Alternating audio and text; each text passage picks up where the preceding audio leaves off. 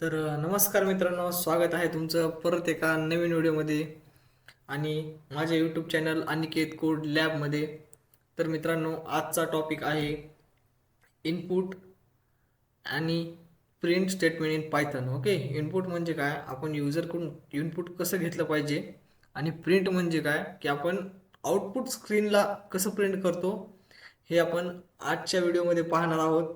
आणि theory plus practical पाहणार आहोत, कारण की आपल्याला ज्याही गोष्टी करायच्या त्या प्रॅक्टिकली करायच्यात, कारण की आपल्याला रिअल वर्ल्ड प्रोजेक्टमध्ये ह्या गोष्टी आपल्याला इम्प्लिमेंट करायच्यात. ओके, तर व्हॉट इज प्रिंट स्टेटमेंट नाही का. The print function prints the specified message to the screen or other standard output devices. Okay, तर जे आपले आउटपुट डिव्हायसेस असतात त्यावर ही प्रिंट स्टेटमेंट आउटपुट डिस्प्ले करते, जसं की आपलं कर्नल असो किंवा कन्सोल असो. Okay, it shows text, number and variable values. Okay, तर टेक्स्ट, नंबर असो किंवा व्हेरिएबल्स असो, जे की आपण नेक्स्ट व्हिडिओमध्ये व्हेरिएबल्स शिकणार आहोत. Okay, mainly use to see program result. जे आपला प्रोग्रामचा रिझल्ट असतो ते आपण डिस्प्ले करण्यासाठी ही प्रिंट स्टेटमेंट वापरतात. Okay, why do you we use print. Okay, आपण प्रिंट स्टेटमेंट का वापरतो, to show output to the user. म्हणजे युजरनं काहीतरी केलंय, त्याला याचं आउटपुट कळालं पाहिजे म्हणून आपण प्रिंट स्टेटमेंट वापरतो.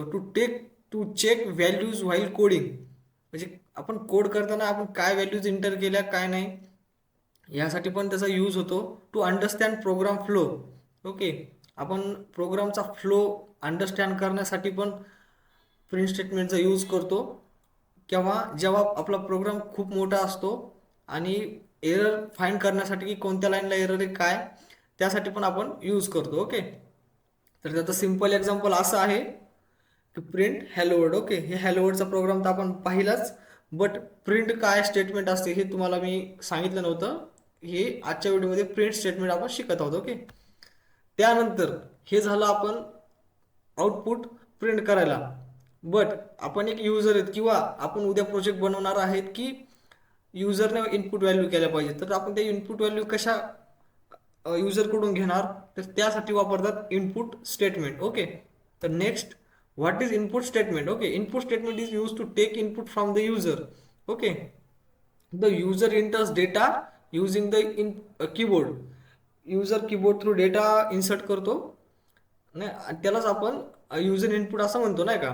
आणि input is taken as a text string by default. म्हणजे जे इनपुट घेतो आपण ते बाय डिफॉल्ट टेक्स्ट स्ट्रिंग असतं. Why do you we use input. Input आपण काय वापरतो की get data from the user.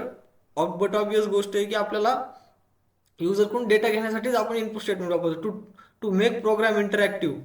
म्हणजे आपण प्रोग्राम इंटरॅक्टिव्ह बनवण्यासाठी पण एक इनपुट स्टेटमेंटचा वापर करतो, कारण युजरकडून इनपुट घेणं हे एक चांगली गोष्ट आहे, कारण की आपण बाय डिफॉल्ट व्हॅल्यू टाकलेल्या ह्या वेगळ्या आणि युजरला त्याच्या नीडनुसार व्हॅल्यू टाकलेल्या आउटपुट जे त्याला पाहिजे असतं ती गोष्ट वेगळी.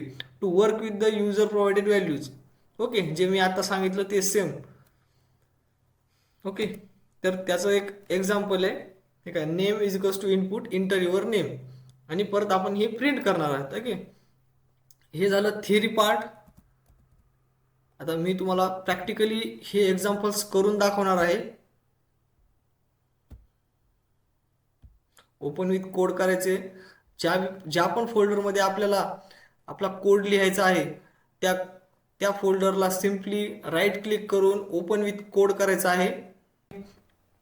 तर आपलं व्ही एस कोड ओपन झालेला आहे. असा काही इंटरफेस आपल्याला पाहायला भेटेल. आपण फाईल क्रिएट करताना आपण जे हे आयकॉन दाखवतोय इथे क्लिक करून आपण नवीन फाईल तयार करतो. तर आपण फाईलचं नाव थर्ड डॉट, आपण डॉट IPYNB, डॉट IPYNB याला आपण एक्सटेन्शन म्हणतो, जे की ज्युपिटर नोटबुकचं एक्सटेन्शन आहे. त्यानंतर प्लस कोडवर क्लिक करतो की आपल्याला सेल ॲड करायची आहे आपला कोड लिहिण्यासाठी. ओके, त्याच्यानंतर कोड. ओके ओके, आपण पहिले शिकणार आहोत print statement. Okay, print okay, print hello. Okay, print hello केलं, शिफ्ट एंटर केलं, select kernel to third IPYNB हे येईल, त्याला व्हर्च्युअल इन्व्हायरमेंट सेट करायची आहे. VENV पायथन येईल, एंटर प्रेस करायचं आहे जस्ट. ओके, त्याला कर्नल झालं. त्यानंतर याला प्रिंट करायचं आहे हॅलो. ओके, हॅलो झालं, याला आपण प्रिंट स्टेटमेंट म्हणतो. आणि हॅलो जे दाखवते ते खाली हे झालं आउटपुट, जे युजरला आउटपुट पाहिजे असतं ते. ओके, आणि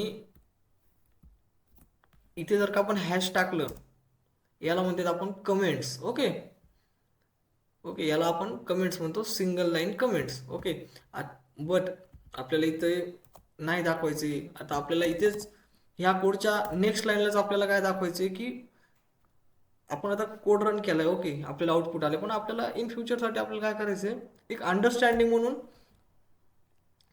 इथे समजा एक टाकायचे की माझं आउटपुट हे आलं होतं हॅलो. ओके, मी याला कमेंट करून ठेवलं, म्हणजे इन फ्युचर नुसता कोड जरी पाहिला की ठीक आहे, आपल्याला कळून जाईल की अरे आपण आउटपुट याचा हॅलो आलं होतं. ओके, हे असं, ह्याला आपण आता हे दोन्ही लाईन आपण कमेंट केलेल्या ह्याला आपण मल्टीलाईन कमेंट्स म्हणतो. Okay, moving to next topic, taking user input. Okay, आपल्याला आता युजरकडून इनपुट घ्यायचं आहे. ओके, आणि युजरकडून इनपुट घेतल्यावर आपण प्रिंट करणार आहेत. आता दोन्ही मिक्समध्ये. ओके, आता कसं नेम ह्याला म्हणतो आपण एक व्हेरिएबल डिक्लेअर करतो, एक मेमरीमध्ये स्पेस आपण एक ॲलोकेट करतो. ओके, व्हेरिएबल जेव्हा देतो आपण.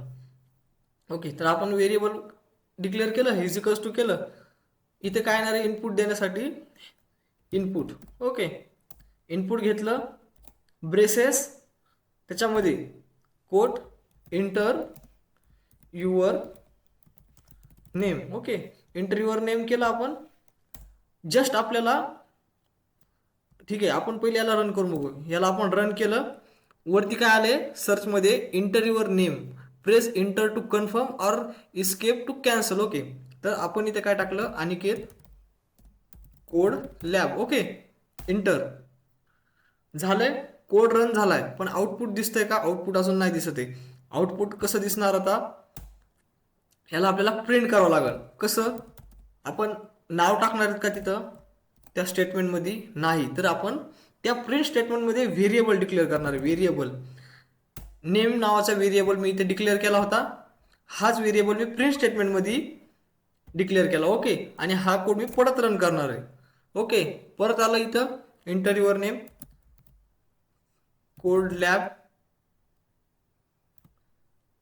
Aniket code lab. ओके, हे मी इंटर युअर नेम म्हणून मी हे नाव टाकले Aniket code lab. Just enter press केलंय. ओके, आउटपुट काय आलं या लाईनचं, अनिकेत कोड लॅब हे आउटपुट आलं. हे झालं आउटपुट. इनपुट आपण इनपुट या कीवर्डने घेतो. ओके, आणि प्रिंट हे प्रिंट या स्टेटमेंटने आपण युजर इनपुट युजरकडून आलं, प्रिंटने आपण आउटपुट युजरचं आउटपुट स्क्रीनला आपण डिस्प्ले करतो. Okay, same. आता आपल्याला समजा की हेच दाखवायचं परत की माझं हे आउटपुट आलं होतं. ओके, मी हे आउटपुट कॉपी केलं, जस्ट इथे एंटर केलं. ओके, त्यानंतर मी हे सिलेक्ट केलं आणि एक शॉर्टकट की सांगतो, जर तुम्हाला मल्टिपल लाईन्सला कमेंट करायचं असेल तर कंट्रोल आणि forward slash. Okay okay, simply हा कोड कमेंट झालेला आहे. ओके, तुम्हाला प्रिंट स्टेटमेंट समजले असेल. ओके, इनपुट युजरकडून कसं घ्यायचं हेही समजलं. तर आता नेक्स्ट व्हिडिओमध्ये आपण पाहणार आहोत व्हेरिएबल्स कसे डिक्लेअर करतात. ओके, तर मित्रांनो, व्हिडिओ आवडला असेल तर व्हिडिओला लाईक करा, कमेंटमध्ये व्हिडिओ कसा वाटला हे सांगा, चॅनलला सबस्क्राईब करा. अजून या पायथन सिरीजचे खूप सारे व्हिडिओ येणार आहेत, त्या सर्व व्हिडिओंना एकदा गो थ्रू करा.